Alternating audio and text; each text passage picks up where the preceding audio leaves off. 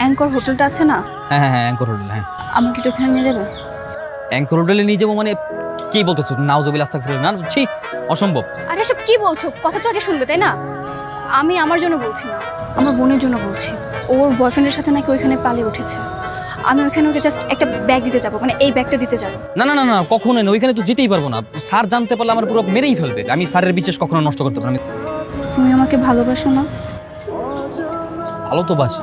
তাহলে চলো না প্লিজ। তাকে বলুন আপনারা কি বিবাহিত? হ্যাঁ আমরা বিবাহিত না? হ্যাঁ আমরা তো অবশ্যই বিবাহিত। কেন বিবাহিত? আরে এটা প্রিন্সিপাল স্যারের মেয়ে না? আপনাদের বিয়ের কাগজ আছে? হ্যাঁ অবশ্যই আছে, কেন থাকবে না, তাই না? হ্যাঁ অবশ্যই অবশ্যই। ঠিক আছে স্যার। এই বারেক স্যার, এই যে বারেক আপনাদের রুমগুলো দেখিয়ে দেবেন। আচ্ছা মানে আমার মেয়ে হয়ে তুই হোটেলে গিয়েছিলি? মানে বাবা, বাবা সালমান ভাই নিয়ে গিয়েছিল, আমি যাইনি। আমাকে নিয়ে গিয়েছিল। সালমান তোকে হোটেলে নিয়ে গিয়েছিল? তুই আমার মেয়েকে নিয়ে হোটেলে গিয়েছিস? ছি, ছি। বাবা বিশ্বাস করো, আমি না যেতে চাইনি। এই সালমান ভাই আমাকে হোটেল দেখানোর জন্য নিয়ে গিয়েছিল। আর যখন কিনা বলেছে হোটেলে থাকতে হবে, তখন আমি চলে এসেছি। বিশ্বাস কর বাবা, আমি যেতে চাইনি, আমার কোনো ইচ্ছে ছিল।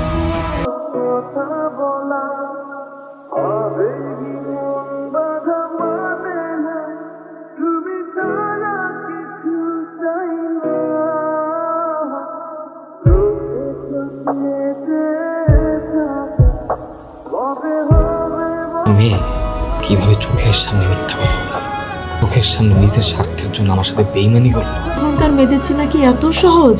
আমি আমার জীবনে হারিলাম না মুখে আনবো। মনে থাকবে তো, নাকি শরীরে ঘা শুকিয়ে যাওয়ার সঙ্গে সঙ্গে আবার কথা বলা শুরু করে দিবি? মা, শরীরে ঘা হয়তো শুকিয়ে যাবে, তো মনের যে ঘা, মনের যে ক্ষত তৈরি হয়েছে, এটা কখনো শুকাবে? বিশ্বাস এমন একটা জিনিস যেটা ভাঙলে কখনো জোড়া লাগে না সহজে। তুমি যদি নেক্সট টাইম আমার সাথে বিশ্বাসঘাতকতা করবে না, প্রতারণা করবে না, তার কি কোনো গ্যারান্টি আছে? বলতে পারবা? আচ্ছা, আমার এই ভুলের জন্য তুমি কি শাস্তি দিতে চাও বলো? তুমি যা বলবে আমি সব শুনবো। ইলা ইলা, আমি তোমাকে কোনো শাস্তি দিতে চাই না। আমি এখন শুধু এতটুকুই যে তুমি আমার পথ থেকে সরে দাঁড়াও। অ্যাটলিস্ট আমার এই ভালো মুহূর্তগুলো ধ্বংস করো না।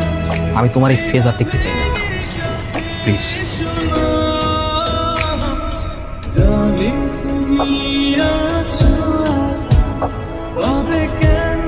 এই, তোমার কি বিন্দু পরিমাণ কোনো লজ্জা লাগে না? বেহার মতো বারবার আসো কেন? তোমাকে বারবার বলছি না যে তোমাকে দেখতে চাই না? কারণ আমি তোমাকে অনেক ভালোবাসি। ভালোবাসি? কোন মুখে এই কথা বলো যে ভালোবাসি? ভালোবাসা মানি বোঝো? তোমার মধ্যে এরকম বেইমান স্বার্থপর মেয়ের মুখে ভালোবাসার কথা মানায় না। তুমি যা বলবে আমি সব মাথা পেতে দেবো। তা বলবো তাই করতে পারবো? তোমার কাজিন যেমন তার ভালোবাসার মানুষের জন্য বাসা থেকে পালিয়েছিল, তোমাকে আমার সাথে পালাতে পারবা? এটা কি করে সম্ভব সালমান? যদি পালিয়ে আসতে পারো তবে আমার কাছে এসো, নতুবা কোনো সুযোগ নেই।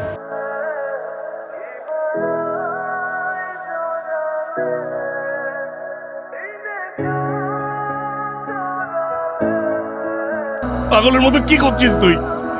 কি হয়েছে তোর? তুমি আমাকে ক্ষমা করে দাও বাবা। আরে কি হয়েছে? আমি তো বেঁচে আছি। আমি বেঁচে থাকতে তুই আত্মহত্যা করবি কেন? বলতো, আমাকে খুলে বলতো কি হয়েছে? আমার একটা সামান্য ভুলের জন্য একটা নির্দোষ ছেলেকে তোমার কাছে এতটা খারাপ বানিয়েছি। সালমানের সাথে আমার অনেক দিনের রিলেশন। ওই দিন আমি ইচ্ছে করে ওর সাথে গিয়েছিলাম, ও আমাকে নেয়নি। আমি আপনার ছেলের সাথে আমার মেয়ের বিয়ে দিতে চাই। এখন ওরা স্টুডেন্ট, পড়াশোনা করছে। আমরা এখন বিয়েটা পড়িয়ে রাখি।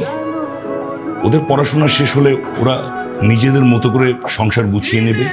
হয়েছে, এত ভনিতা করতে হবে না। বুঝে দাও কেন? আমাকে এতদিন কাঁদানোর শাস্তি। তুমি একা এগিয়ে দিয়েছো, আমি কাঁদিনি। তুমি তো একটা পাশা, তুমি কেন কাঁদবে? ঠিক আছে, তাহলে কি চলে যাবো? প্রপোজ করো। 2 বছর ধরে প্রেম করার পরে আবার নতুন করে প্রপোজ করতে হবে? হ্যাঁ করতে হবে।